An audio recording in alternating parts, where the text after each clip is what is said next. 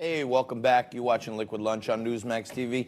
It is a terrific Tuesday here in New York, and I hope it's a terrific Tuesday where you're watching us. You're watching Liquid Lunch on Newsmax TV.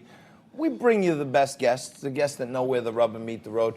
Right now, as we speak, right down the street at the New York Stock Exchange, the Dow is down 220 with some guidance coming out of Apple CEO Tim Cook that some of these coronavirus fears may have an effect on their production, and it may have an effect on their earnings and otherwise going out in the next couple of quarters. So we'll keep our eye on that. But somebody who knows a heck of a lot about this stuff and the China trade and all that good stuff is the CEO of Kingsbridge Strategies, great friend of the show. Tom Kehoe joins us again. Good hey, afternoon, Tom. Mr. Tobacco. How are you? I want one of those pens before I go home. Yeah, all right. Well, I saw you advertising them yesterday. I got to give you one. Hey, you know what, Tom? I don't give them out freely because they're hard to come by, but for you, you got one. You were doing this yesterday on the show. I like that you were watching, but thank you. I know you're a favorite of Newsmax also. And for those of you watching at home, there's a reason Newsmax is the fastest growing cable network in America, going to 70 million homes, because they got great guests like Tom Kehoe on their shows. Thank you, John. So here on Liquid Lunch, you know we always try to take a little different look at things. And I've been saying for a little while now that I don't fully believe the fear, fright, and hysteria around this whole coronavirus. I think, you know, China's usually in shutdown for the month when they have their new year. And it just struck me as odd that, you know, the coronavirus fears get leaked out there right before the Chinese month of vacation. Maybe they're trying to slow down the rest of the world while they're slowed or something. But now Apple's coming out and saying that this may have an effect. Earlier this morning they said that. That's right, and that's got the markets rattled a little bit this morning. Very much We so. know how markets hate uncertainty. You think this coronavirus could be worse than China's telling us about? Yes, I do, and here's why I think it is. If you travel to China, and I hope you and all your listeners at some point in time in your life get a chance to go, because it's definitely worth the trip, you have no use of the internet. You can't get out on the internet. You can't see what's going on Facebook, Instagram, Twitter. You can't, unless you have a VPN channel, a private, channel, you can't get out. You can go up on the rooftop and you can't get out. China controls all the news, all the media, all the information, that they spoon feed it to their people and to the rest of the world. So it was a problem in the trade negotiations, and that's why I think Ambassador Lighthizer was insistent that they put verification into this, that, there's no more, well, we're going to try. No, you have to meet the targets. But it's come out recently, just like Apple's, bad earnings forecast from Cook, that they think Xi knew about this weeks before it ever got out. And, in China, much like in Japan, saving one's face or one's respect or honor of their family is as important as anything to them.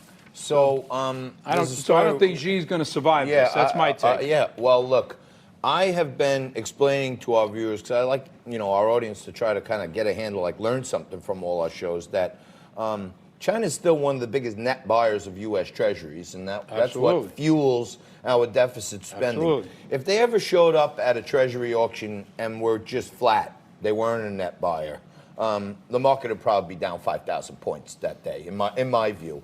If they ever showed up as a net seller, we'd have Armageddon on our hands. So they do have a weapon to use against us. So we have to treat him with kid gloves, I think. I think, our administration, current President Trump and his people have treated Xi with great respect, and his people. I don't think they've demeaned them in any way, shape, or form. But he's the first president to have taken China on and saying, come on, guys, let's play ball here now. You can't keep manufacturing our products offshore and then stealing the trademarks and the patents and everything and then putting it out under your own label. It just doesn't work that way anymore. At the same time, under the cover of all this stuff, China announced they were lowering their bank reserves from 20% to 10%. Yeah. Right? And putting more cash into the system Put more cash into the system, because all these factories that are shut down and may face more shutdowns, they're going to need cash. Absolutely. They don't want them to start defaulting. But I don't think people here in America that fully understand how nationalized China is realize, to me, that 10% of reserves, that's basically their piggy bank for the government. Look, they control everything. The people don't have any idea what's going on in the free world unless they travel out of the country, and they can. I saw something last night or earlier this morning that the not Hong Kong, Macau now is reopening up the casinos. I was shocked to hear that. Macau's 3 times the gaming revenue of Vegas. It's the biggest gaming capital in the world. They don't go there to eat like you and I may go if we went with our families. Right. They go to gamble. The casinos they're football field. I stood in the middle, of one of the casinos. You can't even see the sides of it. It's enormous. As big as it gets, and It's as big as it gets. One of their main tourist attractions is Chinese people going. Yeah, they over go to there and Macau gamble. So, but now spending their money. they're reopening, and I think Sands and Sands and Wynn have big investments in Macau. So I don't know. That's a cash cow for China, for the mainland. Macau, it's controlled by the Communist Party. Well, it remains to be seen whether that's going to spread the virus further or not. Our last minute here. Give me your prediction. What's going to happen in this debate tomorrow night? Bloomberg finally made the stage. Well, Bloomberg's got a lot of undoing to do. I mean, there's been some pretty nasty stuff put up the past couple of days, but previous comments that he made when he was mayor here.